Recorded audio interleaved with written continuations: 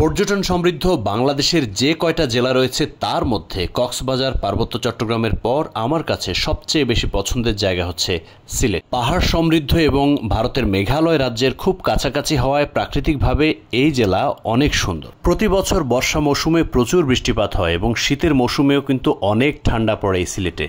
তাই এবারের গন্তব্য আমার সিলেট। আপনারা দেখতে পাচ্ছেন যে আমি এই মুহূর্তে আছি এয়ারপোর্ট রেলওয়ে স্টেশনে এবং আজকে সারাদিন মুষলধারে বৃষ্টি হচ্ছিল এবং এয়ারপোর্ট রেলওয়ে স্টেশনে দেখতে পাচ্ছেন যে রেল লাইন যেখান দিয়ে যায় অর্থাৎ দুই জায়গা তার মাঝখানের জায়গায় পানি জমে গিয়েছে। অতিবৃষ্টির কারণে বেশ কয়টা ট্রেন শিডিউল মিস করে এবং যার কারণে এয়ারপোর্ট রেলওয়ে স্টেশনে অনেক দর্শনার্থী জমে গিয়েছে। আপনারা দেখতে পাচ্ছেন যে প্রচুর মানুষ এয়ারপোর্টে ঘোরাঘুরি করছে নির্দিষ্ট গন্তব্যে যাওয়ার জন্য। আমাদের গন্তব্য যেহেতু সিলেট, আমাদের ট্রেনের নাম হচ্ছে কালনী এক্সপ্রেস। কমলাপুর স্টেশন থেকে সেটা 2:55 ছেড়ে আসলে এয়ারপোর্ট স্টেশনে পৌঁছানোর কথা 3:30টায়, কিন্তু ট্রেন আসতে আসতে অনেক দেরি হয়ে গেছে। এরই মধ্যে কিন্তু চট্টগ্রামের আপনারা দেখতে পাচ্ছেন একটি ট্রেন এসেছে। আমি স্লো মোশনে, যেহেতু বৃষ্টি চলছে, খুব সুন্দর করে কয়েকটা ছবি নেওয়ার চেষ্টা করেছি এবং মনে হচ্ছে যে তুষারপাত হচ্ছে এরকম। আসলে কিন্তু এটা বৃষ্টি পড়ছে এবং আমি বৃষ্টির আরও কিছু ছবি বা ভিডিও সেটা আপনাদের জন্য করে নিয়েছি এবং দেখতে পাচ্ছেন খুব স্লো মোশনে পানিগুলো পড়ছে। সারাদিন এরকম বৃষ্টি হচ্ছিল, সেই বৃষ্টির ফুটেজটা আমি ধরে নিয়েছি।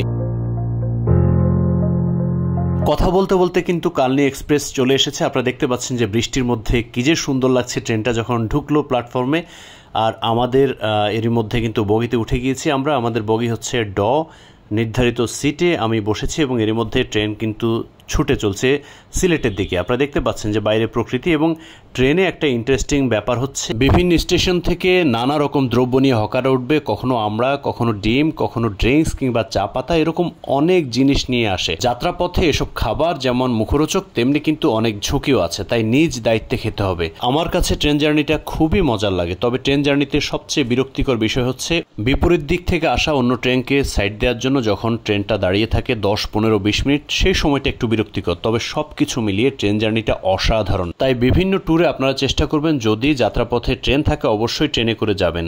আর দেখতে দেখতে কিন্তু কফি চলে এসেছে যাত্রাপথে। এরকম বেশ কয়েকবার কিন্তু আমরা কফিতে চুমুক দিয়ে আমাদের যাত্রাটা শেষ করেছি। দেখতে দেখতে চলে এলাম সিলেট স্টেশনে। রাত 11টা কি 11:30টার দিকে আমরা সিলেট স্টেশনে এসে পৌঁছাই, অর্থাৎ 6.5 থেকে 7 ঘন্টা লেগেছে আমাদের সিলেটে আসতে। আগে থেকে সিলেটে অবস্থান করা আমাদের বন্ধু অপেক্ষা করছিলেন সিলেট স্টেশনে এবং তার মোটরসাইকেলে করে আমরা তার বাসার দিকে যাচ্ছি এবং যাত্রাপথে দেখতে পাচ্ছি সুরমা নদীর উপর দিয়ে তৈরি করার ব্রিজের উপর দিয়ে আমরা যাচ্ছি এবং রাতে সিলেটের শহরের যে দৃশ্য সেটা উপভোগ করছি এবং ব্রিজের উপর থেকে নিচের দৃশ্য দেখতে পাচ্ছেন আপনারা। সিলেট খুবই সুন্দর শহর। দেখতে দেখতে আমরা চলে এলাম 5 ভাই রেস্টুরেন্টে। এখানে রাতের খাবারটা সেরে আমরা চলে যাব রাসেল ভাইয়ের বাসায়। এই রেস্টুরেন্টে রাতের খাবার আমাদের জন্য ছিল বিভিন্ন রকমের ভর্তা দিয়ে সাজানো। আমরা মাংস বা মাছ জাতীয় খাবার অ্যাভয়েড করেছি, শুধুমাত্র ভর্তা, ভাজি এসব দিয়ে রাতের খাবারটা সেরে নিয়েছি। খুবই মজাদার ছিল আমাদের রাতের খাবারটা এবং খাবার খেয়ে আমাদের গন্তব্য ছিল রাসেল ভাইয়ের বাসায়। ভিডিওটা এখানেই শেষ করতে হচ্ছে। আপনারা সবাই ভালো থাকবেন এবং সিলেট ট্যুরের অন্যান্য ভিডিও দেখার জন্য আপনাদেরকে সাদর আমন্ত্রণ জানাই। ভালো থাকবেন সবাই। আল্লাহ হাফেজ।